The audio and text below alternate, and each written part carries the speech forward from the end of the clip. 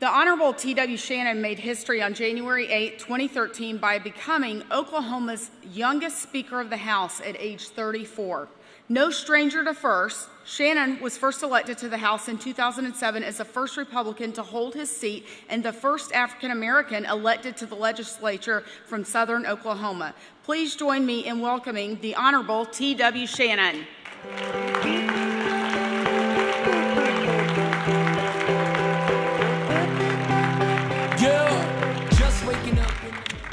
Good afternoon, my fellow patriots. Wow, thank you. It's so great to be here on the same stage with so many iconic conservatives. We've heard from some amazing leaders in the conservative movement the last few days, and it's been quite an honor just to be here and be a part of this event. It's not just the leaders of today who are impressive, but the leaders of the future who I've gotten to meet and spend some time with. Much like my friend Will Weatherford, who you're going to hear from momentarily, the Speaker of the House in Florida, who's going to be on stage in just a moment. Don't worry, Mr. Speaker, the expectation's not very high for anybody from Florida. Speaking of low expectations, I guess I better go ahead and get into my speech. Like Amy said in my introduction, I'm from Oklahoma. You might know it as the reddest state in the nation, a place where President Obama lost every single county.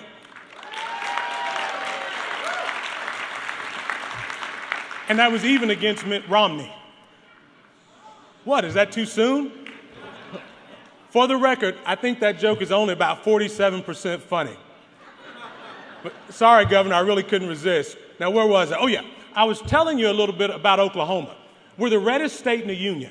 Barack Obama lost every single county in 2012 and 2008. The president even lost several Oklahoma counties in the Democrat primary.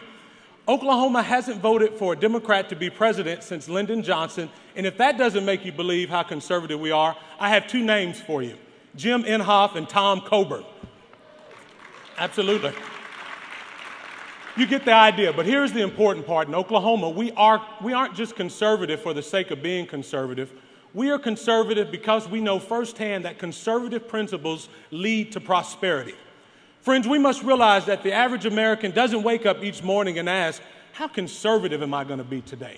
What they do wake up thinking is about how they're going to provide for themselves and their families and having just as much opportunity as the next guy to succeed in life and get ahead and gain more prosperity. We also know as conservatives what doesn't create prosperity. We've all seen it.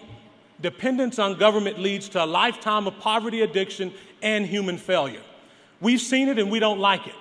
If I'm committed to anything in my life, I am on a passionate quest to see Americans rise up to a new standard of prosperity, success, and human dignity. But that will only come when individuals rise to the challenge of personal responsibility and hard work, replacing an attitude of entitlement with an attitude of determination. In Oklahoma, we have put in place conservative policies to encourage that shift. We've raised standards and rolled back outdated programs that tell women and minorities that we expect less of them. In fact, I carried legislation that evens the playing field in Oklahoma, treating everyone with true equality. I don't want my son and daughter growing up and thinking they need a special standard in order to compete and succeed. They can compete and succeed on their own. But I didn't want to pass that legislation just to make a political statement. I did it because I believe it will help my children and countless others be more successful. You have to raise expectations if you want to increase prosperity. We put in place in Oklahoma a lot of conservative policies, but we didn't do it just to be conservative. We did it so our fellow Oklahomans would have greater opportunities for prosperity. And if you look at Oklahoma, that's exactly what you'll see.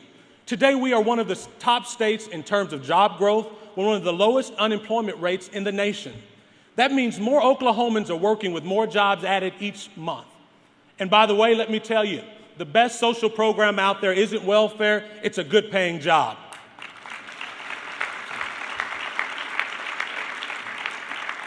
As my mentor and friend J.C. Watts has said, we should never define compassion by the people or the number of people that we add to the Medicaid rolls, but we should define compassion by the number we get off of Medicaid. It doesn't stop with just job creation, however. Many states have plenty of jobs, but then they rob the workers with overwhelming taxes and fees. Not in Oklahoma.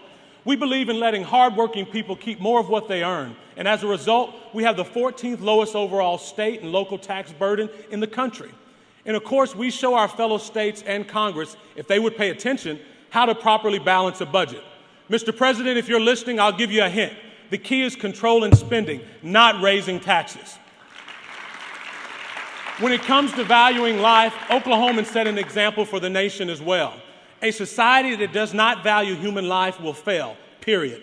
Life is a blessing from God, and each of us are made in His image.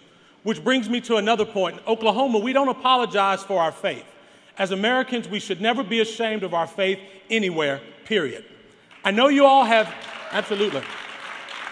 I know we've heard a lot this week about Rand Paul, but don't forget about the Apostle Paul. Our faith guides us to know right from wrong and to love our brothers and sisters. Those aren't things for which we should ever apologize. I'm so glad I got to be here with you today and share what we are doing in Oklahoma and to show America how conservative policies create opportunity and prosperity. And remember, that's the key. We have to show them. It's like the guy who shined my shoes at the airport on my way here. You know, I hear some of the best advice comes from taxi drivers and shoe shine guys. I told the guy it was the best shoe shine I'd ever had, and it was. And without missing a beat, this guy was real smooth. He turned to me and he said, "Brother, don't tell me, show me." That's exactly what we are trying to do in Oklahoma, and that's what we must do as conservatives. Thank you so much for allowing me to be here. May God bless you and your families and our great country.